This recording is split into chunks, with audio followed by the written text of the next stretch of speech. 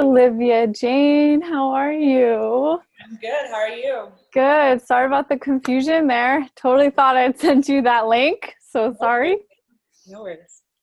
Welcome today. It's so awesome to just be here and see what you're making. And thanks for being so open and generous to be here with us. So Yeah, of course. excited. Cool. So did you say Colorado? Mm-hmm. Yeah, Awesome.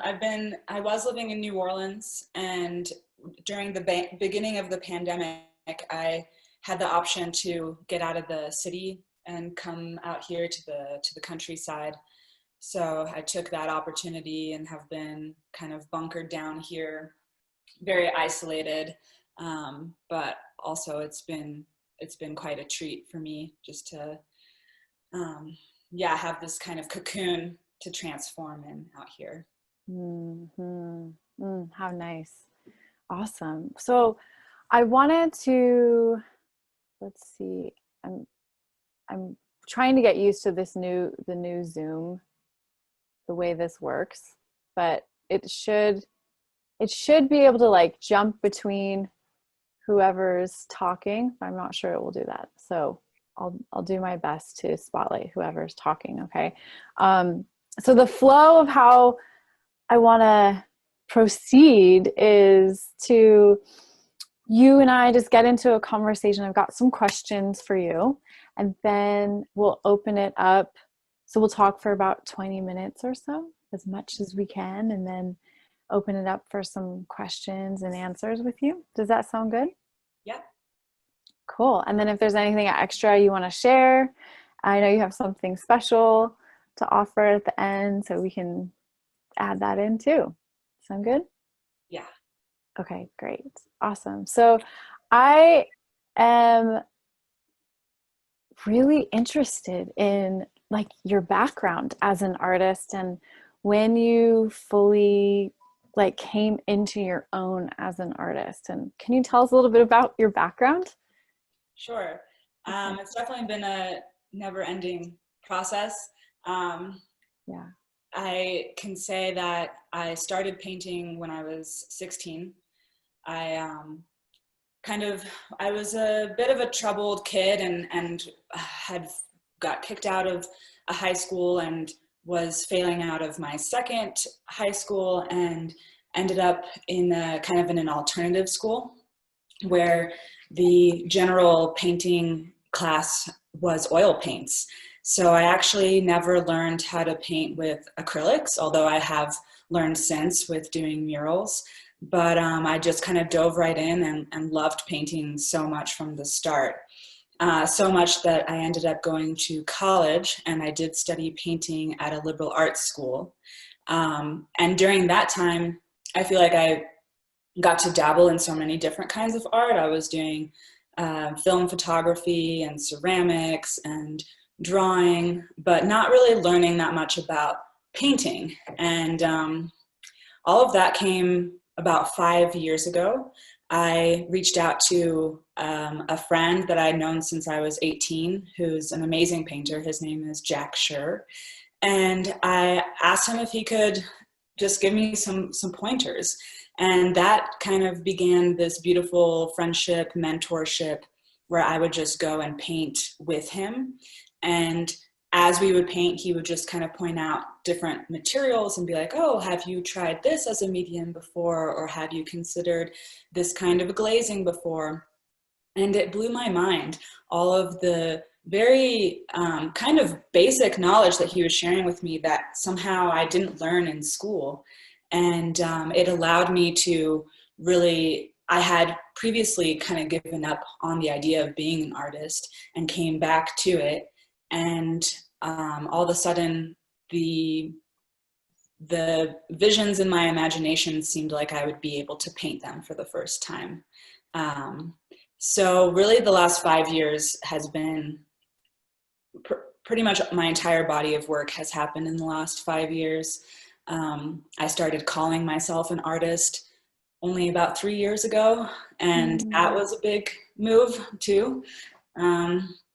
So yeah, it's always unfolding. And right now is like the first time that I'm sustaining myself from art. And that could also just be, that could last 3 more months, who knows? But I know that I'm dedicated to it, and I know that I'll never not be an artist now. So Congratulations for that, though. That's huge. thank That's so you. awesome. Wow. So what brought you to traveling and painting and doing these incredible murals and projects? What led you to that? Um, it's a lot of people kind of look at my travels and think like that's just so crazy that you would go backpacking around the world by yourself, and it is a little bit crazy perhaps, but I did grow up traveling, so traveling is something I'm really familiar with, and being in different cultures is something I'm really familiar with. I grew up in France, and we spent 1 year in Singapore. And so already I was learning many different languages as a child and experiencing a lot of different religions and different cultures. So already at a young age, I was very influenced by all of that. So it almost was natural to become a traveler in my adulthood. And when I was 22, I took a 1 year trip and mostly went to Southeast Asia and New Zealand. And then I ended up, for that period of time that I had kind of given up on art, I became a saleswoman, and I worked my ass off and just saved as much money as possible, but kind of had that introduction to the grind rat race that I really didn't want to be a part of. But I did it for a few years, had a major kind of awakening through that, that it wasn't what I wanted to spend my time doing. I got in a pretty severe car accident, followed by my first ayahuasca ceremonies, followed by being fired from that career. And it just launched me into a whole new adventure, where I had a lot of money saved. I planned to be gone for a year. Didn't plan to make murals, really had no idea how I was going to take art with me on the road. And but then I ended up being gone for 2.5 years because I did paint along the way as a work trade. So I would find cafes or hostels and pitch them on a mural idea. They would let me stay and feed me. So my money just ended up going much farther than I anticipated. And so the whole journey just took me across the world one way and then back again the other way. Wow. Okay. So what was pitching your idea like? What would you say? Um, Usually I would get to a place and instantly be inspired. A lot of my murals are in India, and India is a very inspiring place. It's, as soon as you walk out the door, you're hit with a million smells and colors and animals. And so I just really let the place influence the imagery. And often what would come to mind is I would go to a place and just think, what does this place need? What does this place want? And a lot of, I like celebrating local people because that's what makes each place so magnificent. And so typically it could be someone I met, and then I'd take a picture of them, and then I'd ask them if I could paint them on a wall. And or it'd be an animal, a cool camel that I came across in the desert or something like that.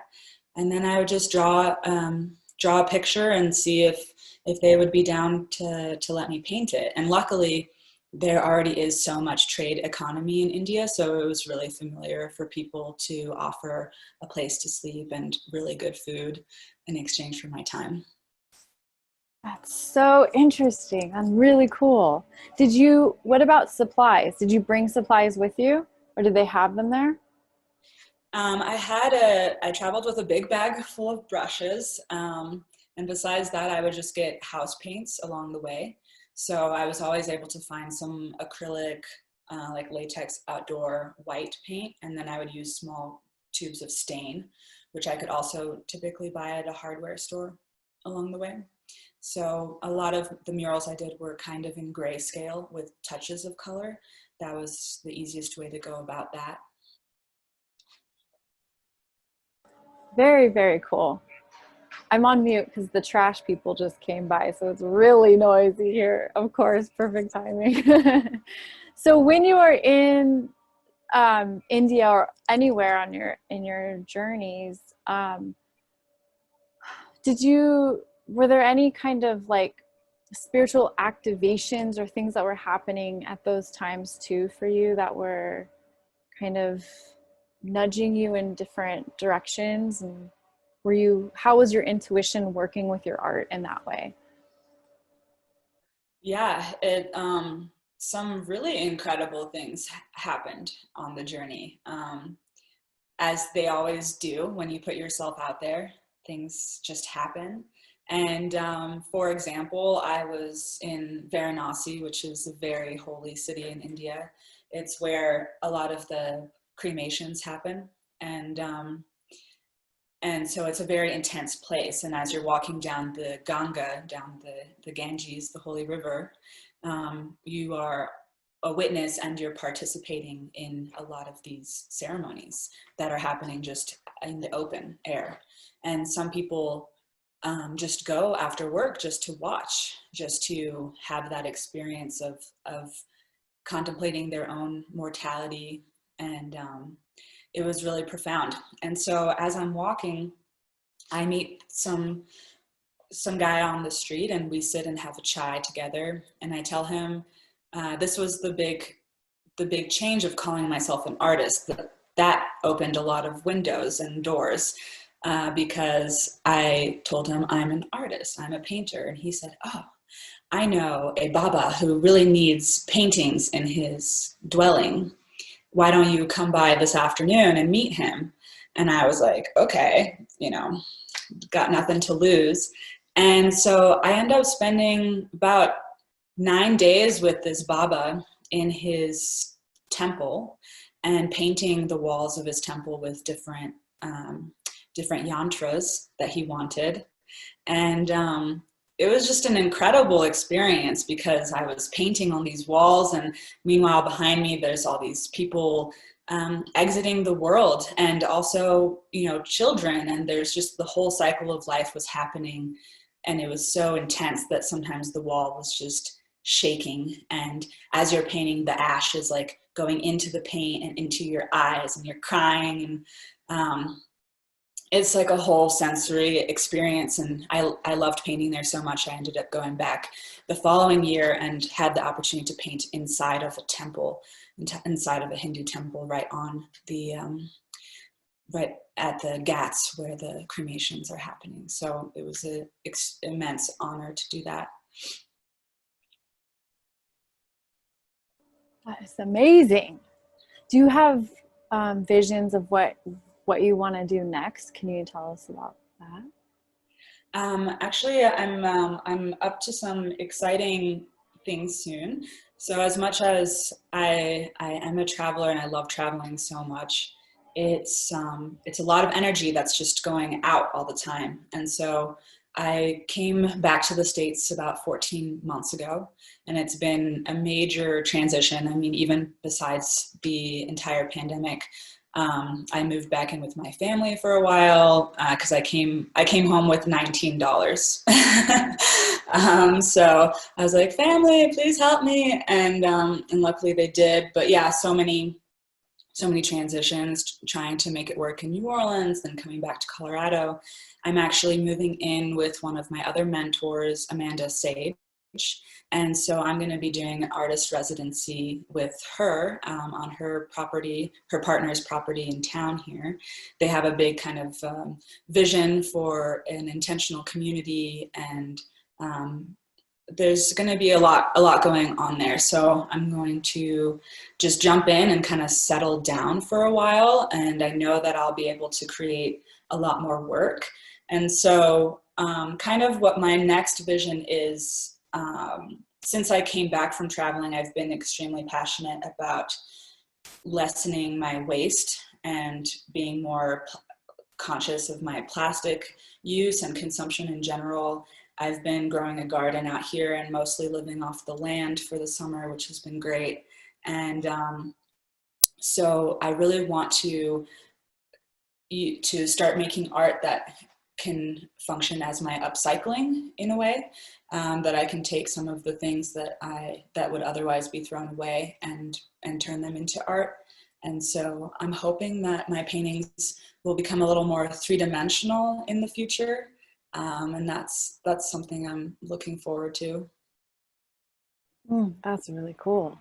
Have you found any solutions, sustainable solutions to any kind of like our modern or traditional art supplies or alternatives? Yeah, so there's so many different kind of like pockets of our lives to consider when we're trying to minimize waste. And so one of the first places I focused on was the kitchen, because I knew that that's like one area where so much waste is going in and out of. And I was like, well, eventually I'm going to have to look at my studio eventually and figure out what to do there. So a lot of the oil paints I've been using, I've had for years, and I'm like just finally starting to get through a lot of them. There are some pigments that can be purchased in glass bottles. So that's one area I'd like to experiment with. And I don't know how much it's going to limit my color use, but I'm super down to play with that. Sometimes limiting your palette can be a really good experience. And as far as, you know, sometimes with like varnishes and different mediums, every once in a while there's an option to buy it in a glass or a tin instead of plastic. So even if it's a more expensive or a slightly smellier option, I tend to go for that. Just little choices like that I think do make a big difference. It also makes the studio look just a little bit nicer. And any kind of plastic that I have from the kitchen, I can sometimes upcycle it in my studio to make texture in my underpaintings. So I definitely do that. And yeah, but definitely like it's, you know, it's a slow process that I'm chipping away at, and definitely will be sharing my journey.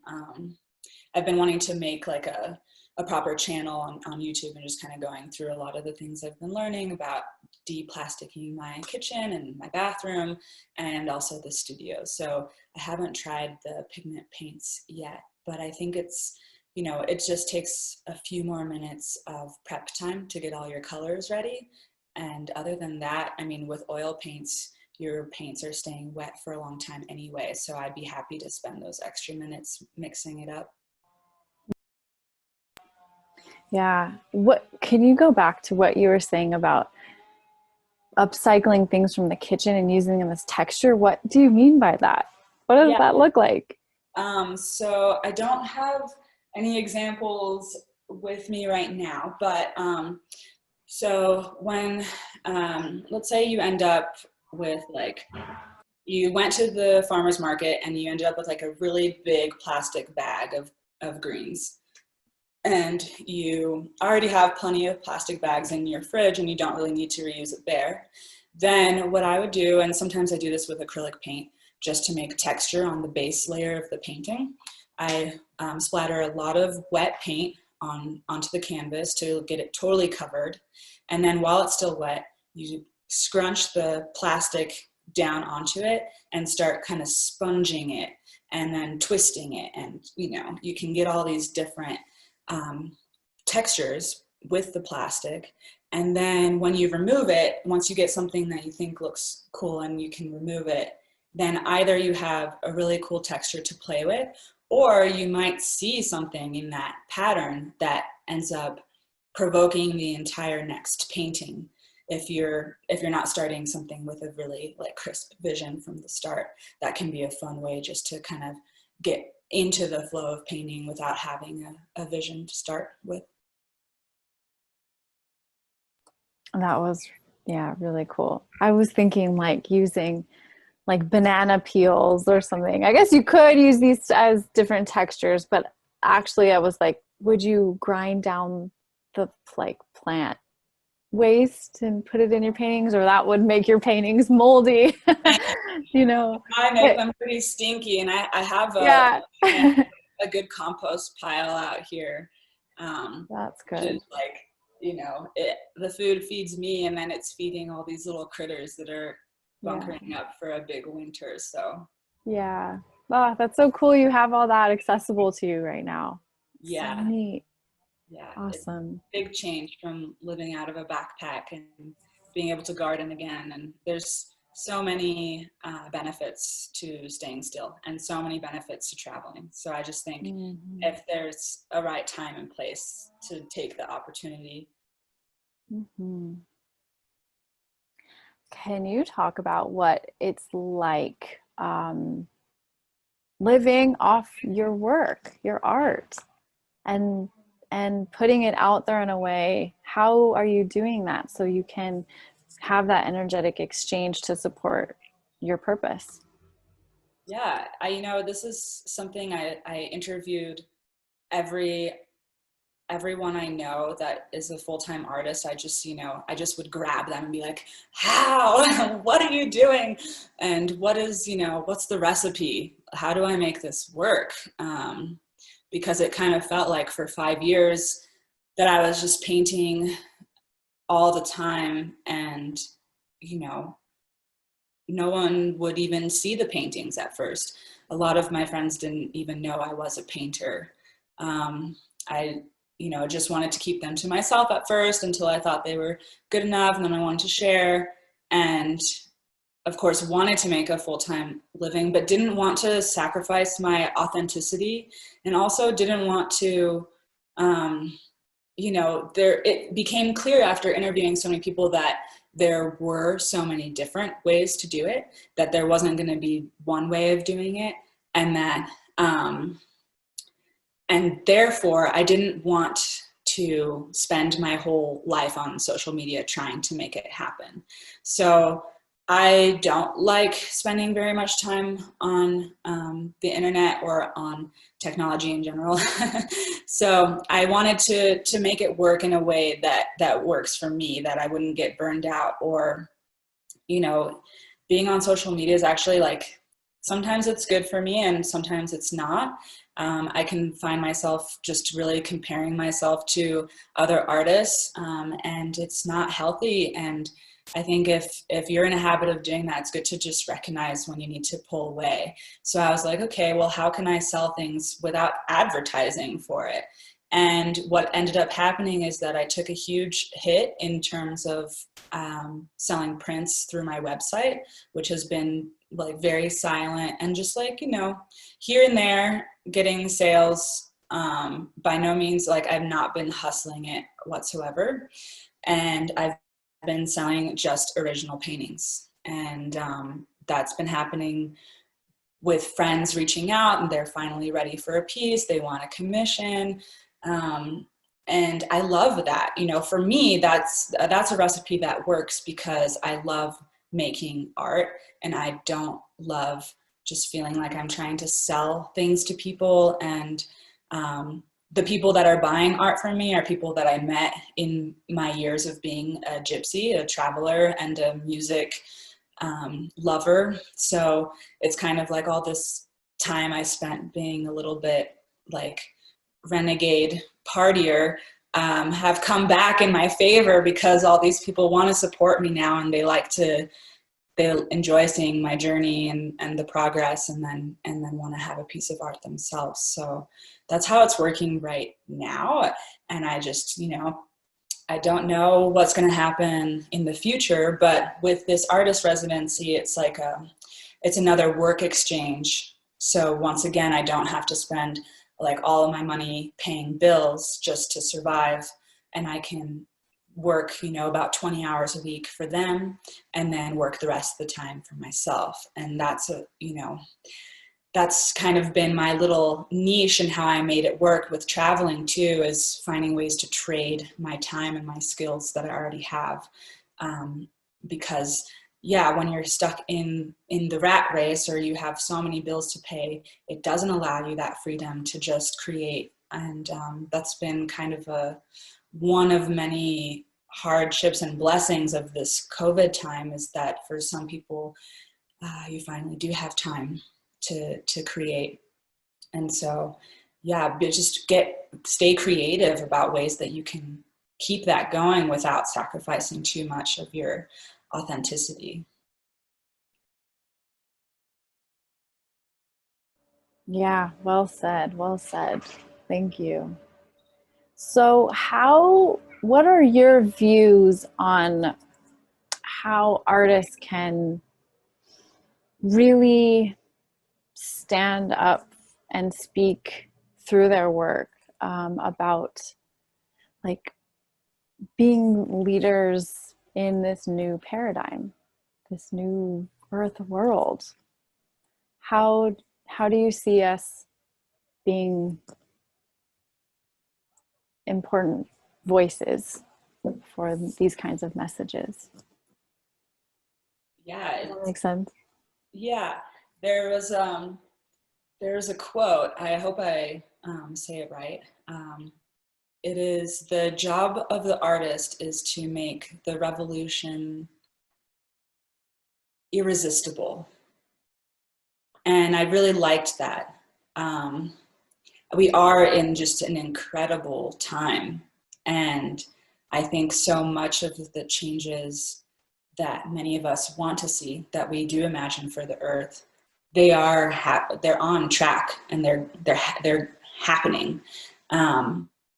We have to make them happen too, you know, and to create imagery. You know, some people have asked, is it enough just to make beautiful art? And I think it's not. I think that we really have to embody what our art is about to make it reverberate farther.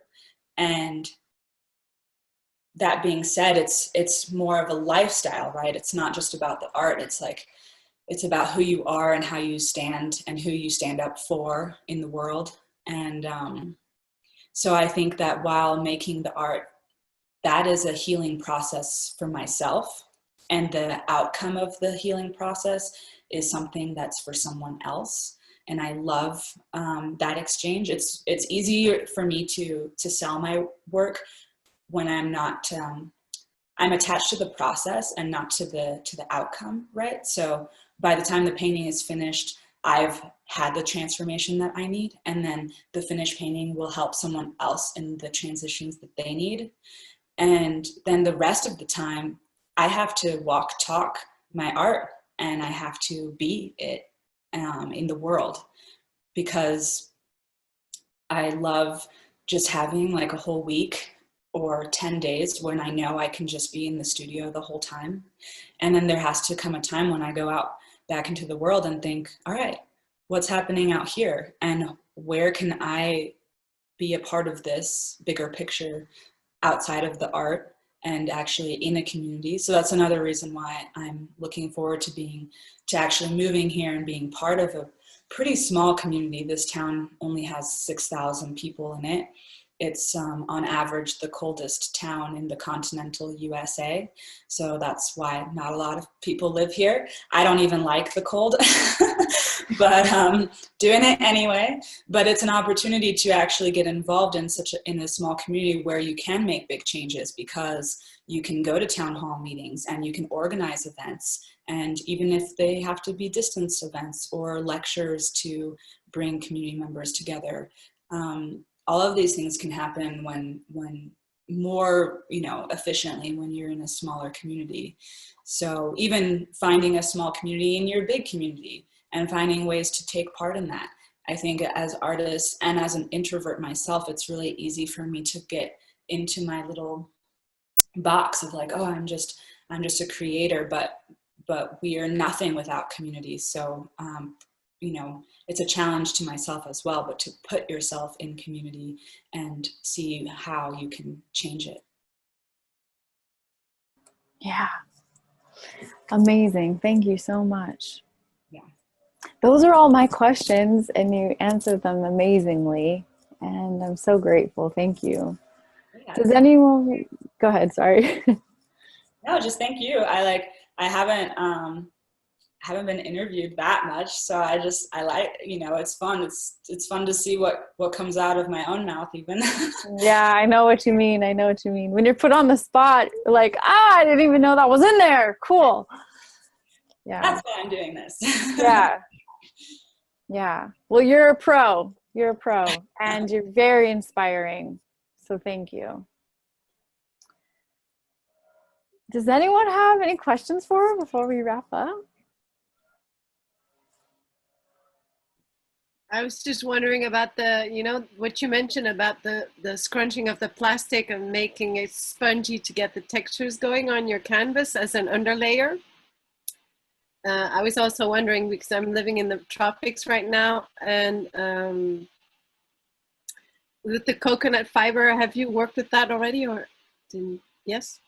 I have not, but that would be probably a great texture to work with, and anything natural, you know, is probably better too. I was gonna say one of the things is that like after you've scrunched it, then you have like all this scrunchy plastic with paint all over it.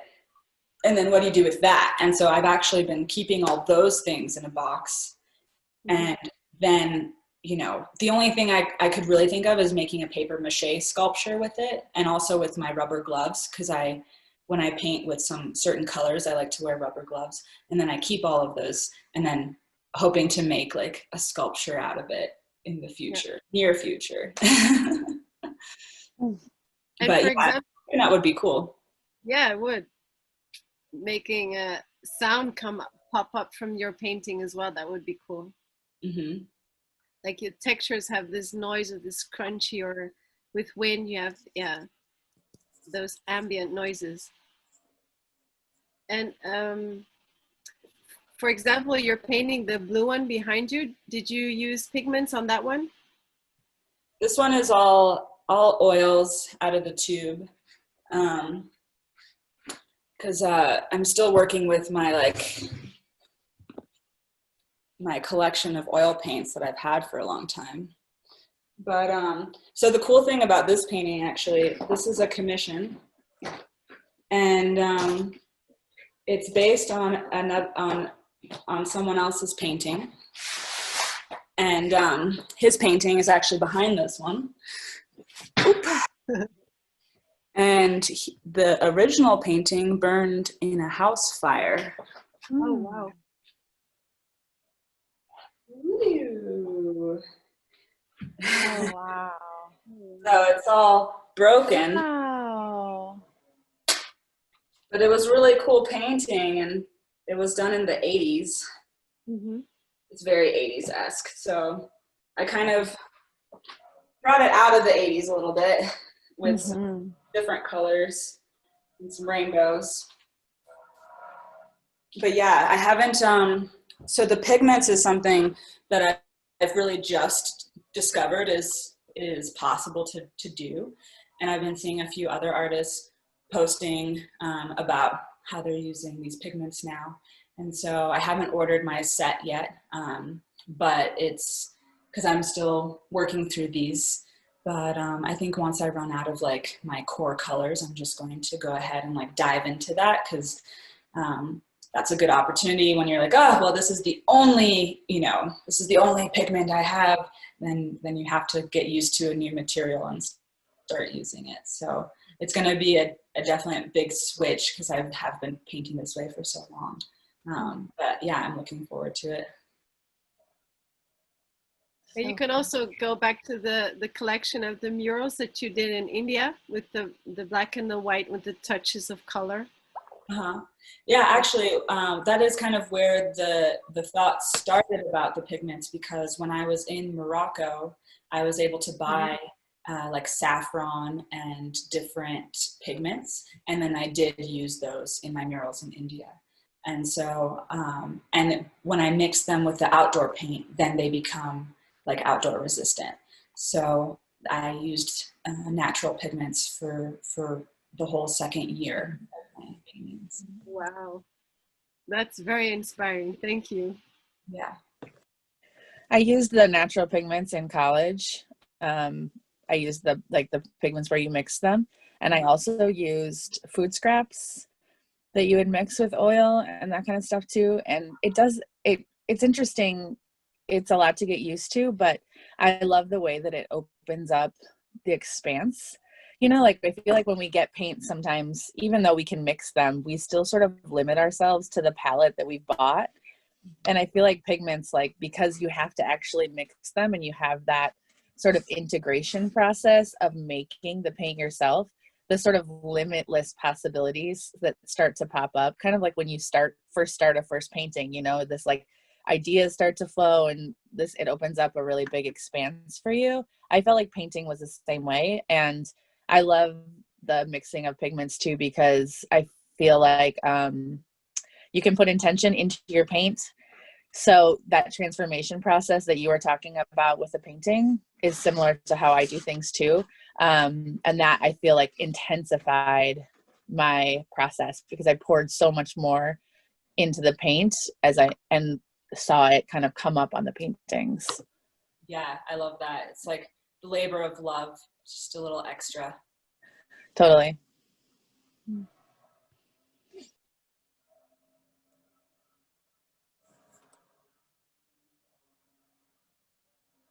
Anyone else have any questions?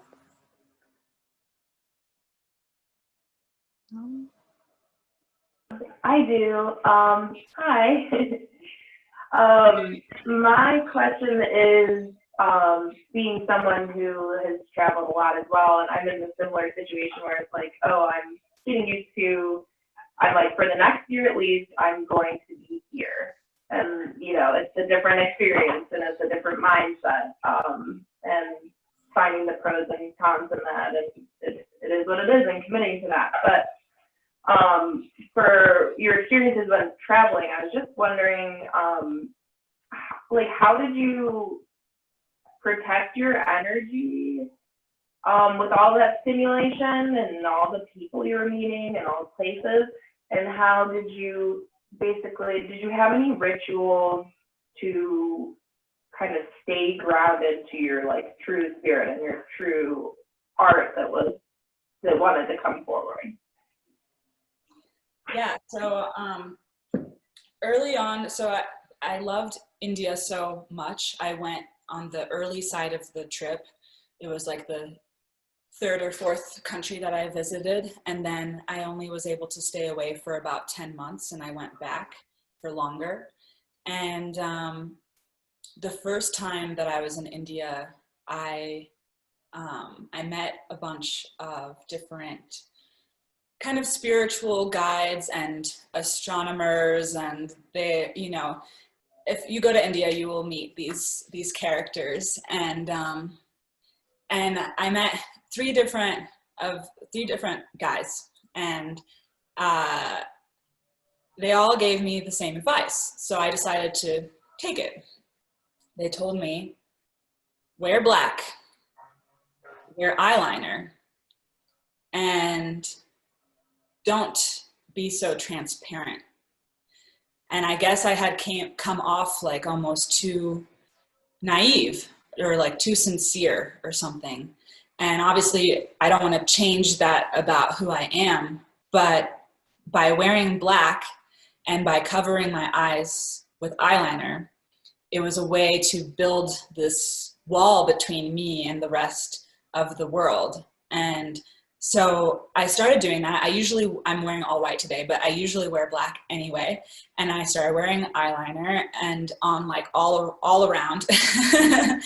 And because that's actually that's a big thing in a lot of ancient cultures, both in the Arab world and in Southeast Asia. To cover your eyes keeps you protected from the evil eye. But what I felt that it did is that it made me almost harder to look at and harder to look through. And so I started, every time I left my room, I would focus myself and say, okay, there's a wall of protection around me. And I would just imagine it like a big globe. And I would just walk and hold that space and just get through the crowd and get through, because sometimes you're walking through millions of people in Mumbai or, you know, somewhere, and you're just trying to cross the street and it's impossible, right? And you're just like, okay, I'm building my shield and I believe in the shield and I'm going to exist in this shield. I also shaved my head. I honestly think that helped a lot because I encountered many types of people along the journey, and a lot of people were like too shallow to see beauty in some woman who doesn't have hair. And so those people just, you know, they just went right past the bubble. And so I loved that, and I totally want to shave my head again, but it's going to be very cold here soon, so I'm not going to. But you know, yeah, you have to like believe in your force field and build it up like every day before you go out. And a lot of people love traveling from hostel to hostel because you just meet so many people, especially when you're alone. And I actually opted out of that because, again, that's so much energy that's like going out, and like definitely met some people in hostels that will be friends of mine for life. But most of the time when I would get to a new town, I tried to find a local family who were willing to host me, who had a room for rent, that kind of thing. So that way I'm immediately put into a local setting, and then everyone I met was from that culture. So just really integrating, and so that all my energy could be spent trying to like take in and experience that culture versus experiencing the travel culture of like, oh, where have you been? How long have you been traveling? You know, it's just like exhausting. Can be exhausting. If you've been traveling for 2.5 years, it's like the last conversation you want to have with someone. You just would rather sit with people who you can't even speak the language with and drink tea. Wow, awesome. Thank you so much for your insight on that. It's beautiful. Yeah, it helped a lot. I mean, I also know I am lucky when it comes to traveling. I've had a lot of people tell me that with my astrological chart. So, you know, maybe there are some people who are not as lucky, but to be really conscious about the energy you're putting out and the energy you're taking in, and to really honor and respect the culture that you're playing a part in and learning. That's, you know, it's huge. So also like integrating with local families meant that I was trying to learn the local language, that I was doing my very best to understand their culture, and people really respect that. And so that was also an instant way to be treated with respect versus be treated as a foreigner. Yeah. So cool and inspiring. Thank you. Thank you. Thank you. Thank you. Thank you. Thank you. Thank you. This is awesome. Share. It's fun. Yeah. Yeah. Cool. I'm glad. Is there anything else you want to share? Do you want to share your offer? Oh yeah. So I made a discount code on my website, and it's intuition in all caps. And until the end of the month, you can have 33% off anything on my site. And I know you asked like, oh, do you have like a meditation you want to share? And I was like, that's really the kind of offering I want to give, but I don't have anything organized, you know. I always feel like when I sit down to paint, that is my meditation. And so, you know, I just like clean my studio and put on some good music and just like get in the zone. And I don't know if that can really be like taught or shared, but I do want to find a way to, to like take some of the things in my routine and put them into a setting where I can share how it's done to have more gifts to offer. I think you just sharing that and all that you did with us is amazing. Okay. Amazing. It's like more than we could ever know we wanted. So thank you for that. Good. Yeah, totally. And I love that you just shared that. That's such a huge part of my practice I was sharing with everyone yesterday is like putting on the music and like putting on clothes that feel like are inspiring to my ultimate creative soul self, and then playing and like building this beautiful space that I can come into and that really feels like it's an expression of myself, and then go deep into these worlds that I'm painting, you know. Like it all goes together. So very affirming to hear that that's part of yours as well. So. Oh yeah, big part. Gotta move the body sometimes, dance it out. Sometimes I dance more than I paint. Me too. And that's a good day too. Yeah, that's awesome. So cool. I can't thank you enough, Olivia Jane. Do you like us to call you Olivia Jane or Olivia, or? Either way. So Jane is my middle name, Okay. and I just don't like my last name. So, you know, I just kind of took the first two names, which I thought were pretty nice, pretty good names. So yeah, Olivia Jane, Olivia, either works. Some people call me Olive, you know, I pretty much respond to whatever. Okay, good to know. Thank you again so much. Yeah. So I'll put this all together and I'll send it to you, and then you can share it wherever you want as well. So wonderful. Well, I really appreciate you having me, and enjoy the rest of the day. Thank you. You too. Have fun painting. Yeah, you too. Thank you. See you soon.